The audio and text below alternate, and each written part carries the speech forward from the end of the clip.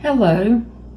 The worship committee at Harmony United Methodist Church would like to honor our Father's Day this year for 2020, a year to remember.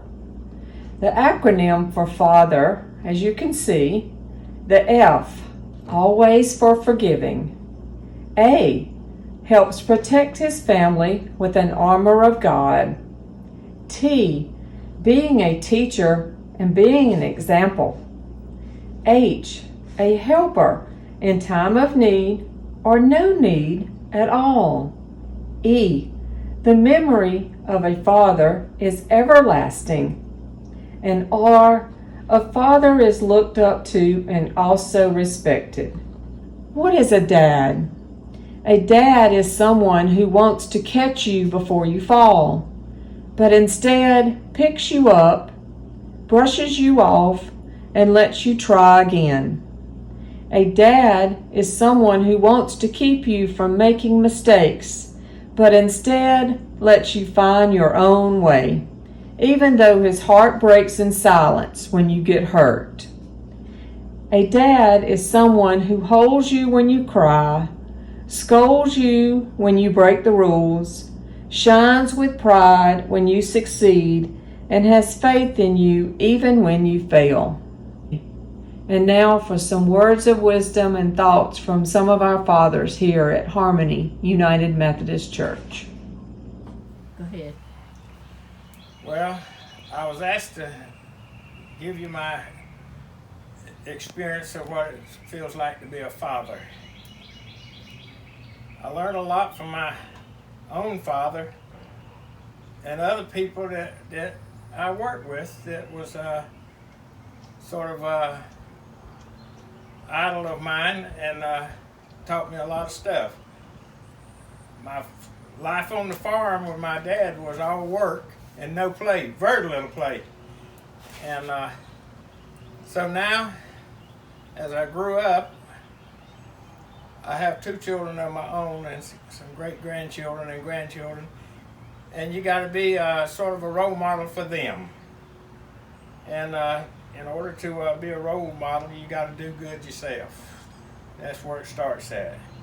Father duty is not a one-night thing. It is a lifetime of things you do to encourage your children and give them good advice. Always never fail to tell them you love them, because that's important. And they, believe it or not, children will learn from you and they will listen to what you say. If you say and doing bad things, they're going to do it too. And so if you want your children to grow up to be good children, then you need to set the example every day and never fail to tell them that you love them. Well, I was away a lot, and my boys sometimes had to do for themselves because I was not here to give them advice. But now, I'm always doing that now. And they're grown, got children of their own, and so I'm hoping and praying that everything I say to them will be passed on. I love my family. My God. I love my God. He's first. And Military. I try to instill in my children the same values. Now I spent a lot of time away from home when I was in the Army, so I couldn't tell them all of that. And now I'm here and I do a lot with my children and try to set a good example. And always tell them you love them and try to guide them right. When they come to you, never make them feel that they can come to you and tell you things without having to be afraid that you're going to chew them out or anything like that. So, see, my dad died a long time ago. And when I come to Aiken and I met this woman I'm married to, I think all of you may know her name's Ann. And her dad become like a father to me. And I learned a lot from him. he was good with electricity, and I was good with hand tools. So we kind of complimented each other. And if I needed something done electrical, I always depended on him. He's gone now. Now he's gone. And now he's gone, and I have to take care of my mama-in-law. So always talk to your children, be a good role model, and I believe and I trust and pray that life will turn out good for you. That's all I got to say. You need to pay attention to your parents and do what they say do, not be horsing around. I want to start off by saying thank you to all the fathers out there. Father's Day is just one day dedicated to expressing our gratitude and our love to all the fathers out there. But we should be appreciative of our fathers, our mothers, our grandparents every day because they teach us so much and they show us so much love through their actions and their sacrifices.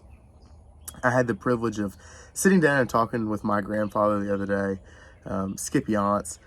For those of you who know him, which I know is most of you, you know that he's a man of few words, but some things that he has passed on to his kids and his grandkids, a lot of it has come from his father, Samuel Olin Yance Sr. And one of the biggest takeaways that I found in this conversation that I had with him was his father raised a family during the Great Depression. My grandfather was born and raised during the Depression, during World War II. And throughout that time period, really a mantra for the people growing up in that time period was a waste not, want not mentality. So if you put food on your plate, you eat it. You are always appreciative of what you have, even if it's little, because either you or somebody else has worked really hard for it. So you appreciate everything that you have.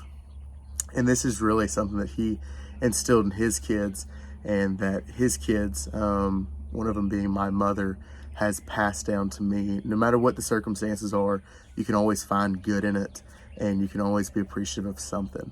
So this Father's Day, I'm appreciative of my father and my grandfather and all the fathers of this church and this community. Love y'all. My father was my best friend. He was always loving and supporting. Even when I made little or no effort in high school, he continued to support me. We lived in Johnston, which, as you know, is a very small town. One day he came to me and said that I had done something that hurt him very much. I decided that right then to never hurt him again. I gave my life to Jesus Christ and began to follow Christ more closely. I began to have a more disciplined life and worked harder, even if I did not know what the outcome would be. And I know that the outcome, and it would give me success. Since that day, I never regret following Christ. Work hard and help others when you can, and get you a good job that pays well. Don't do like he did, trade, get out of one job into another, and do the best you can. Benji, when I was a little boy, we lived on the farm. And my daddy was 7 of us children. And my daddy was a hard-working daddy. And he always said that work never hurt anybody, and it was good for you. He always taught us to work. And we all had to work. I mean, you didn't sit around. You had a chore to do, and he expected you to do it. My mama was a hard worker too, but my daddy was a real hard worker. He was during the Depression. He had to go out and plow all day for us to get a mess of greens or something to eat to feed his family. That's how tough it was back then. But one thing he always taught us when we was coming up, because we were poor, we didn't have anything. He said, if you ever had a chance to buy any land, to buy it, because it don't make any more of it. I thought that was a good point. And when I started building houses, I bought a lot of different parts of land, and it paid off. Daddy was right. They don't make any more land. But I want you to remember, and he also taught us to always do the right thing. no matter what, no matter whether it rubs society the wrong way or not. Always do what was right. And God will respect that and take care of you and all that you do. And I love you.